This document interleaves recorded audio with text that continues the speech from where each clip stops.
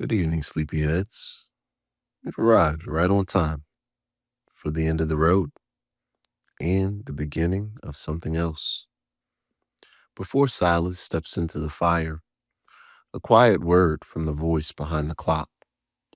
You know, the one who winds these walks, listens closely, and knows when the echoes start to answer back. Tonight, history folds in on itself. Krakatoa's ash drifts across Whitechapel. Salem's whispers learn new accents. Tombstone's gun smoke curls beneath Berlin's fireworks. And these are places we've walked before, calmly, carefully. But memory has a way of changing when you revisit it. Still a quiet walk, not because it's safe, but because the truth speaks softly when you're finally ready to hear it. If you've been drifting with us through the darker corners of time, stay close, settle in, join the sleepy circle. Let's keep walking. Welcome, listeners. I'm Silas, your soft-spoken trespasser in time, back for one last walk before this season tucks itself in. If my voice has helped you drift through volcanoes, riots, haunted alleys, and history's worst decisions, go ahead and hit like, subscribe, ring the little bell. Do all the ritual offerings the algorithm gods demand. Tonight is different. Tonight, we're not visiting just one place. We're walking through a city stitched together from every nightmare we've already survived together. Krakatoa's ash will fall on London's cobblestones. Tombstone's gunfire will echo down Berlin's streets. Salem's crooked gallows will loom over corners that should not remember them. And somewhere in all of that, someone is walking beside me. Someone who sounds a little too familiar. So, take a slow breath in. Hold it. Let it out like you're exhaling the whole week. Good. Now let's step into the Ember mirror. The first thing I see is ash. Not the choking, panicked kind. This ash falls lazy and theatrical, like the sky is trying out snowfall and got the recipe wrong. Each flake glows faintly orange, as if it remembers being lava and is sulking about the demotion. It drifts past gas lamps, tall, black iron Victorian things that belong in London's Whitechapel, not under a sky lit by Krakatoa. The lamps flicker in the fog, and yes, there is fog too, thick and greasy, curling down alleys like it's late for an appointment with Jack the Ripper. My boots tap cobblestone that glistens with a mix of coal soot, sea mist, and molten memory. It smells like coal, cordite, and the faint salt of a tsunami that died a continent away. Welcome, I murmur, to the travel package nobody asked for. Volcanoes, serial killers, and bad beer, truly a premium tour. Somewhere to my left, a gunshot cracks the air. Not a neat pop. This one's got swagger. It ricochets off plastered walls that look suspiciously German, not English. I turn, and sure enough, the alley opens into a wider street where Berlin apartment blocks shoulder up against each other. Stucco scarred. Windows jaundiced with old neon. Another gunshot. Then another. The echoes bounce between buildings like drunken bats. Bullet holes bloom in a nearby wall. But the wall is wrong. It's not brick. It's the rough timbered facade of an 1890s saloon, like Tombstone packed its bags and emigrated, boards and all. Time here isn't a river. It's a stack of badly shuffled cards. Up ahead, the street kinks. A gallows leans over the intersection, its beam warped and crooked. The same weary wood that once framed accusations in Salem. From its noose dangles nothing, and yet the rope sways as if some wind from 1692 is still trying to get through customs. Under the gallows, a cluster of women in rough dresses whisper. Their accents are pure East End Cockney. "Your governor speaks with the devil," one mutters. "Reckon he raised the taxes, that's proof enough," another replies. I blink, slow. "Salem's witches," I murmur, "got a dialect coach." The fog thickens, then thins, like someone's messing with the opacity slider on reality. I walk on. Every block is wrong in a new way. A Whitechapel alley here, but littered with spent shell casings from Tombstone. A Berlin doorway there, its lintel carved with Puritan scripture. Neon light from a far-off bar sign buzzes through the mist, spelling out a word in German that flickers into Latin, then into nothing at all. Each step feels like walking across layered film reels that never synced. Images slide across each other, half right, half screaming. And then I see him.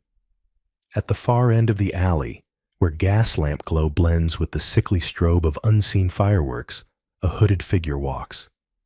Same pace as me. Same rhythm. Every time my boot hits stone, his does too, a half beat later, like an echo that hasn't decided which one of us it belongs to.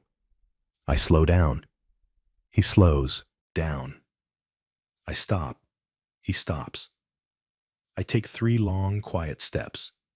He melts ahead so that when I reach the corner, he's already there in the next stretch of street.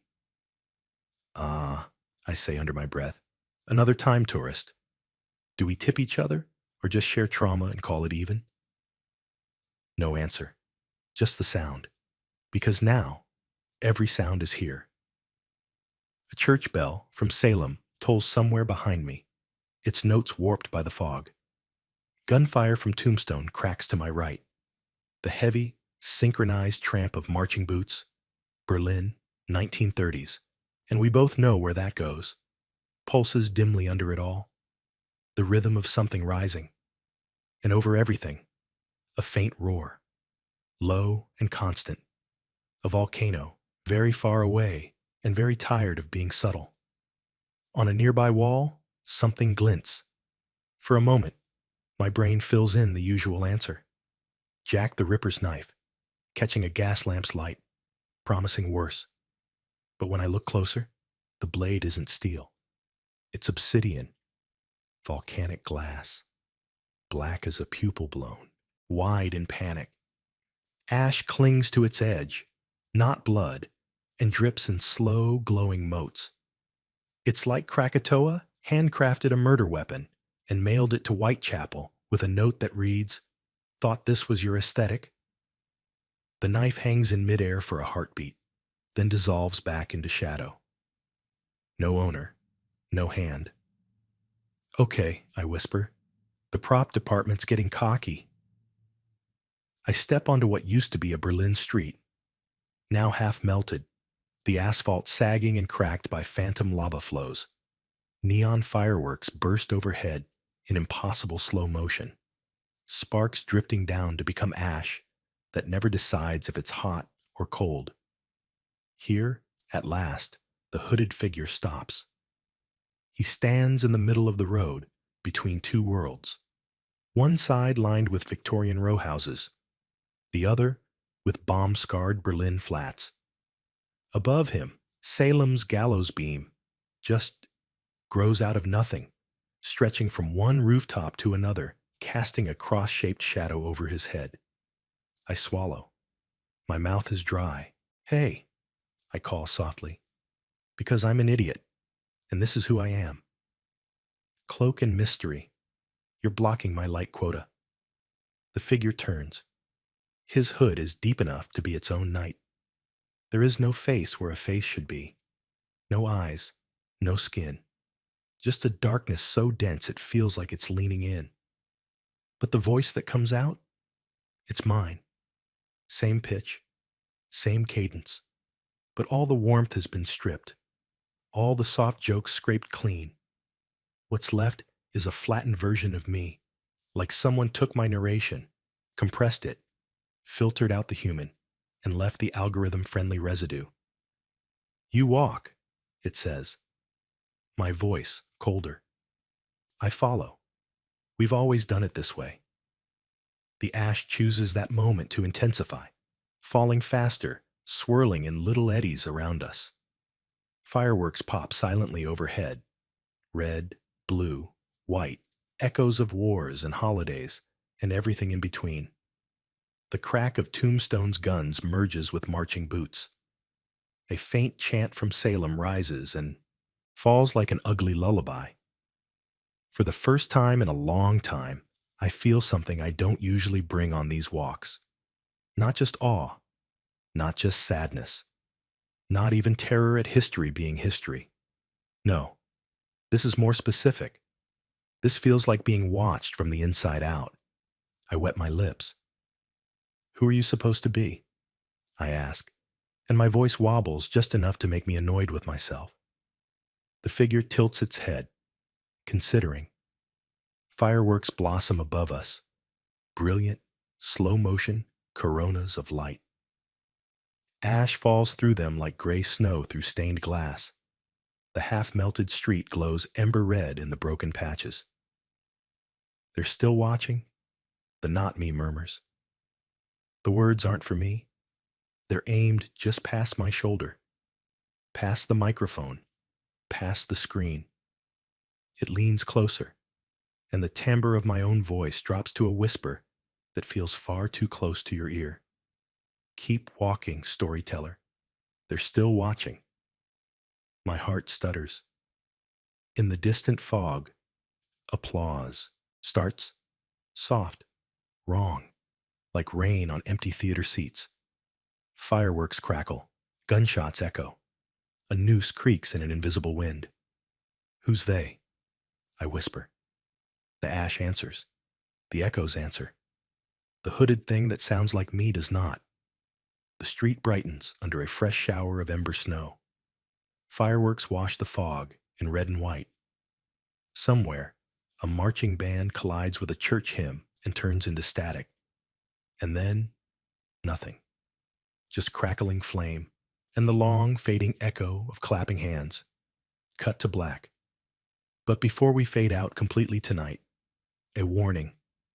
Not from the shadow, from me. Because after this walk, the ground beneath my dreams hasn't stopped moving. And I keep seeing something strange when I close my eyes. Glass. Not clean glass, but warped, breathing mirror glass, bending like it's trying to listen. I see cities made of reflections, towers replaying old walks, like they're stuck buffering my memories. I see versions of myself trapped behind the glass, moving wrong, mouthing things I never said. And somewhere inside that mirrored maze, the hooded figure is waiting for me. So rest while you can, friends. Night 2 is coming.